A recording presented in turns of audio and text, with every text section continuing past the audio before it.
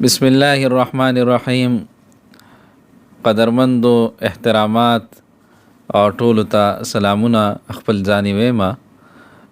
زه ډېر خوش نصیبه یم چې ما سره زمونږ ملګری زمونږ په دې اداره جامع حسان بن ثابت اختر کالونۍ کې مولوي عبدالرحمن سمیم چې تچمن یو لوی خطیب دی اور دلته راغلی کراچي ته چې چرتم راځي نو دلته زمونږ د ادارې ته ضرور تشریف راوړي اور مونږ یو ځای سبقان یو ځای ویل دي. نو حضرت نن زمونږ خدمت کې راغلی. حضرت نه ما لږ پوښتنې وکړو، سوالات دې وکړو اور حضرت نه ډومبې خو به دا سوالات وکړو چې ستاسو خپل مصروفیات څه دي په چمن کې اور ستا شهرت څه حوالې څه ډېر زیات دی. نو دې حوالې څه به حضرت نه تپوس کوو، بیا به حضرت نه خپل ذاتي زندگی متعلق هم ضرور تپوس کوو.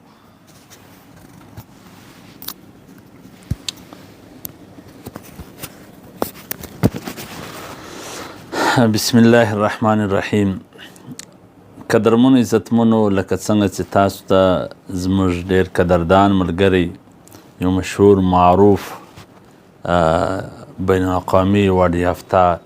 نعتخوان هم دی او ډېر ښه عالم هم دی، مولانا حافظ عبدالقادر صاحب چې زموږ سره په بنوري ټاون کې سبق وایي.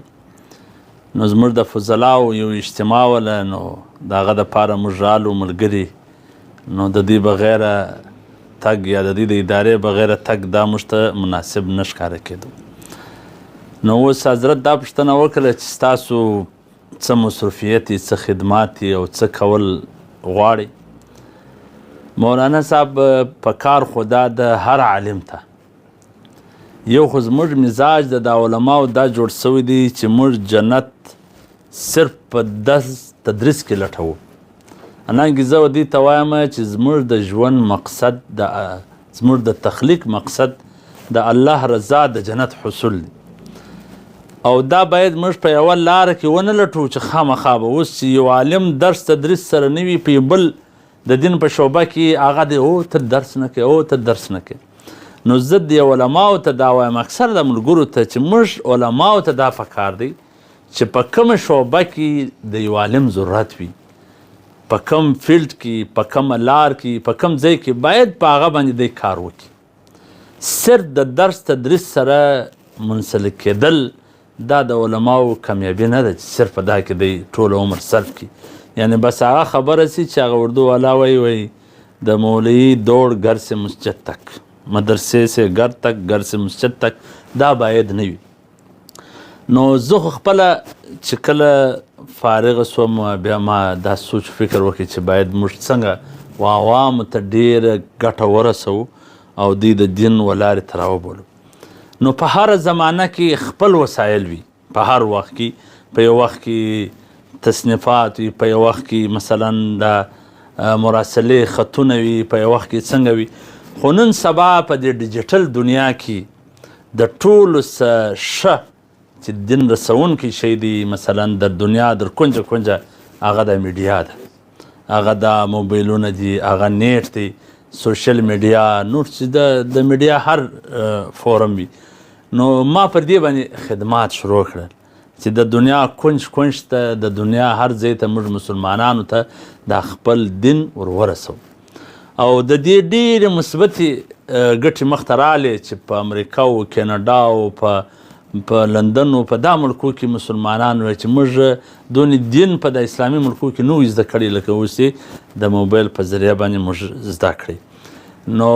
خپله خو په دا کې دا زموږ د علماء دیوبند خاص ټول عمر پر دې ته تېر شو چې دا میډیا حرامه ده، دا حرام دی او دا داسې ده او دا داسې ده، او زموږ نوی نسل نوی جنریشن ګرد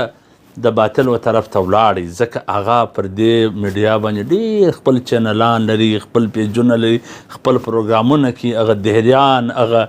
هغه مثلا کمونیسټ خلک، هغه دین بیزاره خلک د ځوانانو ذهنسازي کې ټول زموږ څه واړوله. موږ مولایانو ته صرف په مسجد کې 15 سپینږیري پاته سوي دي، 11 سپینږیري پاته سوي دي، نور دا نوی جنریشن، دا نوی ځوانان ګرد زموږ څه ولاړي. نو ما په خپل ذاتي حیثیت باندې څومره کوشش کړی دی په لکاو کسانو ته موږ د میډیا په توسط سره دا دین رسولی دی.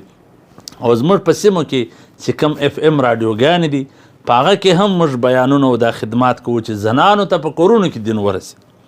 نور خو په چمن کې یا زموږ په خپلو علاقو کې د قبایلي چې کم روغې جوړې مثلا پریشانۍ مشکلاتونه خامخا راځي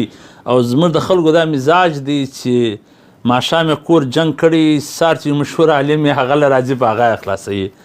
بس نو دغه مصروفیت او دغه کوشش چې موږ جاري ساتلی دی ګوندې الله راضي سي زموږ څخه موږ خو د هغه دعا کوو زه دې ته وایم بهی زموږ مقصد د الله رضا ده چې په څه راضي سو د بخاري شریف روایت دی چې یو بدکرداره ښځه څه صرف د سپي په اوبېدو راضي کېږي جنت ورکوي یو نیک زنانه ښځه چې پښې تړي مړه کوي هغه ته دوژخ ورکوي موږ خو بل کوشش کوو چې الله راضي کړو